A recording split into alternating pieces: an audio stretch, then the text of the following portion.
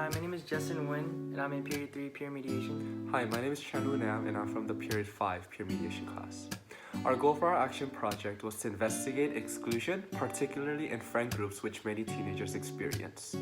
We found that this problem is very reoccurring in many different social groups, and it's a problem that many of us, including ourselves, has faced in the 4 years that we've been high schoolers.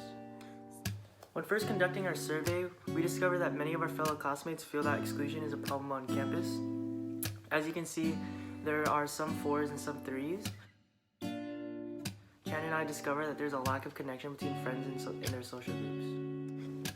Other reasons that we saw of why exclusion was happening at Olympian was because many new kids felt alienated from the whole dynamic of school, and that some already established friend groups would exclude people that they thought were new just because they didn't want them in their groups. Some solutions that students brought up was to host a school lunchtime activity where different friend groups can connect with one another so that the friend groups can grow together and create a more welcoming environment.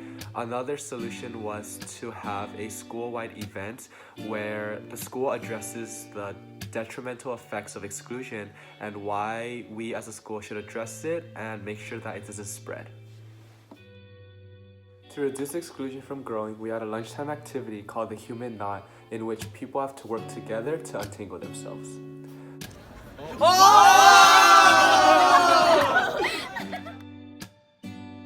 After a couple of days, we decided to give them some time to reflect on the activity, which we then followed up on how the activity was beneficial at reducing exclusion, particularly in their social groups. After completing the Human Knot activity, how do you feel about exclusion?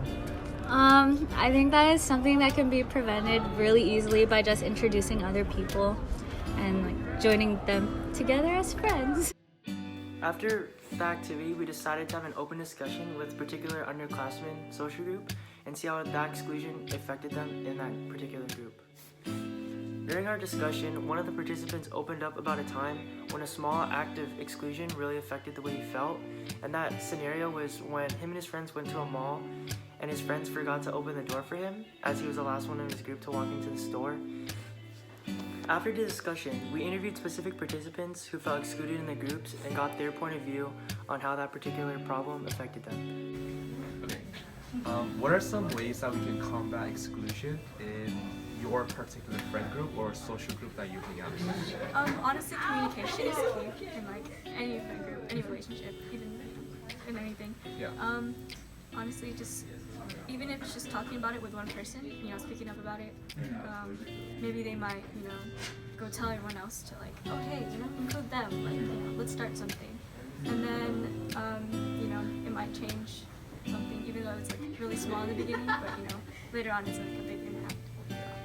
One of the participants named Leo, who is a sophomore, actually decided to text us and to tell us how he decided to open up to his social group about feeling excluded.